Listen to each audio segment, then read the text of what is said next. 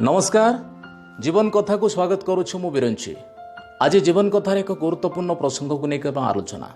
साधारणतः देखा जाए आम दैनंदिन जीवन में तीनोटी प्रश्न को सब सम्मुखीन होता कौ समय काम करने उचित, कौ कामटा हूँ ठीक एवं कौ लोक सहित मु काम करी एभली तीनोटी प्रश्न प्रायतः आम समस्त जीवन में देखा मिलता है। तो दिने देखा जाए समान प्रश्न जड़े राजा मन ही आसला एवं राजा जो तीनोटी प्रश्नर उत्तर खोजा चेष्टा कले राज्यवासी भितर घोषणा है जे प्रश्नर सठिक उत्तर जी दब से राजा द्वारा पुरस्कृत हम। क्यों देखागला सारा राज्यर अनेक लोक आसिले, अनेक लोक आसिक से मतामत देले प्रश्नर उत्तर देवा चेष्टा कले कि देखागला कौन उत्तर रे राजा संतुष्ट हो पारे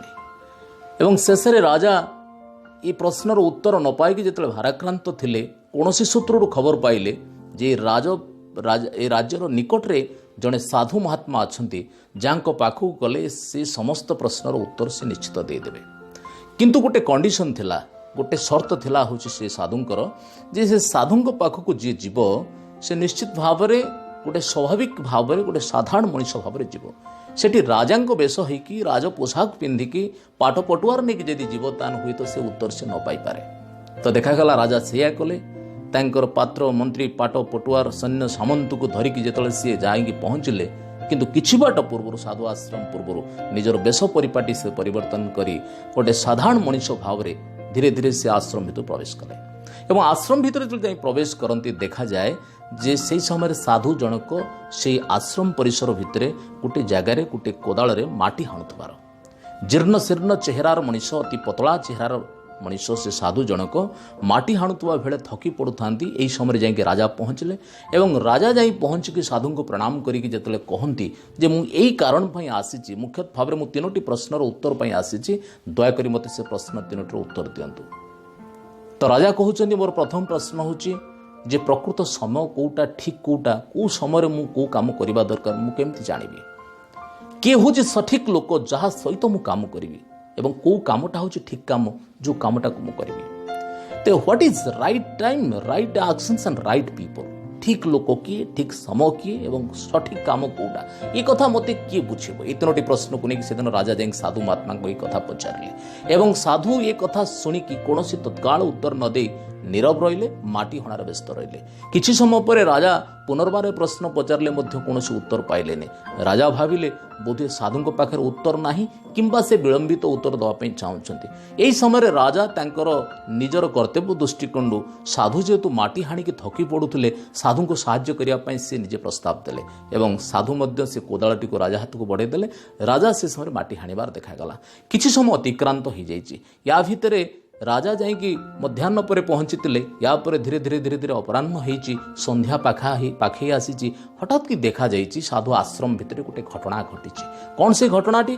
ना जड़े दाढ़ी रखिथिबा जड़े अजणा व्यक्ति केही जड़े ताक पेट को जोर जोरे आघात करिछि, रक्त जुड़ुबुड़ शरीर चित्कार करके बंचिया पई कहिकी से साधु आश्रम भितर को प्रवेश करुछि। एक कथा देखिकी राजा माटी हाणुथवा बेले साधु आश्रम रे साधु भी मध्य तत्क्षणात कौन करिवे देखा जाइछि राजा को निर्देश दियंते और राजा त्वरित बेगर जाएंगे से लोकटी को चेष्टा करती बंची रखा पाए एवं से लोकटी अजणा अशुणा लोकटी चित्कार करुछि बंचाओ बंचाओ बोली रक्त जोड़बुड़ शरीर। हठात कि देखा जाए राजा जाएंगे तार समस्त चिकित्सा आरंभ कर सेवा आरंभ कर जेते जहाँ चेष्टा करके तार से जे आघात शरीर रक्त बही जाऊला अटकिया चेष्टा कर। या भितर देखा जाए किछि समय पर से अजणा लोकटी अचेत हो जाए तार चेता फेरिबा पर्यंत राजा ता पाखे अपेक्षा कर। या भितर समय अतिक्रांत हो जाए संध्या पर राति आसिक पहुँची एवं रातिर प्रहर गड़ी गड़ी चली राजा मध्य से लोकर सेवा चिकित्सा व्यस्त अच्छा।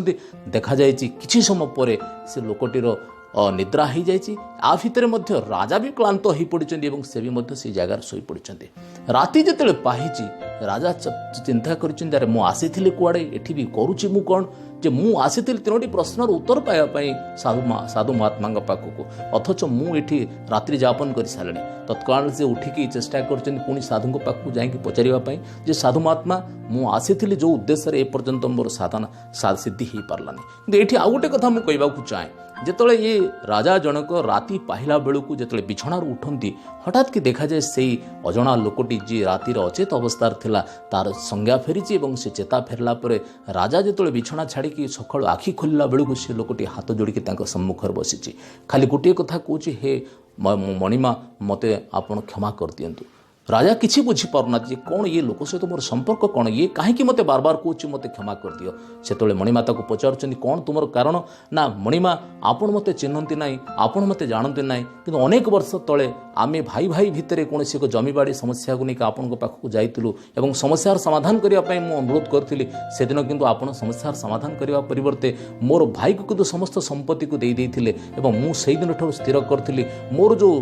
पैतृक संपत्ति मु वंचित हो मो मन भर जो क्रोध आसाला मु निष्पत्ति नहीं दिने ना दिने जदि सुजोग मिले मु आपण प्रतिशोध नेबी और आज ही तार सुवर्ण सुजोग आपण एकुटिया साधु आश्रम को आसी आपण फेरला बेले मु बाटर छकिकी बसती अनेक समय धरिक अपेक्षा कली दीर्घ समय अपेक्षा कलापर जो आप न फेरिले बाध्य ही मुझे जगह बाहर को आसिली बाहर को आसला आपण अंगरक्षी मैंने मत जापारे और से सन्देह करके मत गोड़े मारिदेक चेष्टा करुले मु दैवात बंचिकी ये पलि आसिली और आपण हूँ से लोक जहाँ को ही मु हत्या करने निष्पत्ति नहीं आसती आपण कि मत बंचाई देले। हे मणिमा मोर जीवन जति अच्छी केवल आपण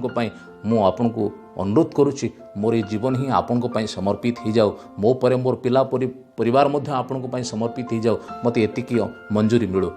मणिमा किसी बुझी पारना सी अतीतर कथा को मन पकईकि एभली एक भूल निष्पत्ति ये लोक भितर ए प्रकार गोटे असंतोष अच्छी एक जाणिक सी जी दुख प्रकाश कर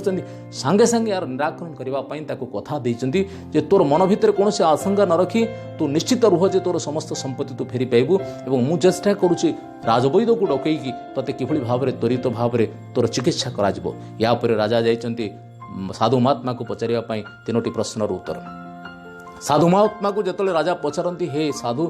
मते दयाकोरी मोर तीनोटी प्रश्नर उत्तर दिंतु मु काली आसिले एपर्यंत उत्तर पाऊनी एतिकी बेले ही साधु स्मितहास्य दे कहते हे मणिमा आपन तो एत पर्यंत जो प्रश्नर उत्तर पचारुले सब प्रश्न उत्तर पाई जाइछन्ति। राजा बड़ा आश्चर्य होउछन्ति जे मु उत्तर पाइले केमिति। साधु कहते जो समय तुम्हें मो पाखक प्रथम आसी प्रश्न पचारिल से समय ही जदि मो तो उत्तरटा तुम पाई जाता तत्काल तुम फेरी जाता यही अजना लोकर हाबुड़े पड़ी तुम जीवन जाता तेणु जो समय तुम्हें मो पाखे अटकी गल से तुम गुरुत्वपूर्ण समय जो समय तुम्हें मत कार्य साहाय्य कल से कार्यटा था गुरुत्वपूर्ण जो समय मुझे तुम पाखे रही प्रकार एक निर्देश तुमको देली बा इंगित देली मुझे तुम गुरुत्वपूर्ण तापर देखागला ये अजना लोकटी जो आसला तार जीवन को बचाई तुम्हें तार जीवन को बचैल एवं जदि ता जीवन को न बचई था अतीत कर भूल त्रुटि को तुम्हें जापार न था तेणु यही लोकटी तुम गुरुत्वपूर्ण ताकू सेवाचर्या देकी बचाइबा तुम गुरुत्वपूर्ण तेणु सबुठ गुरुत्वपूर्ण कथा हूँ आम जीवन हूँ वर्तमान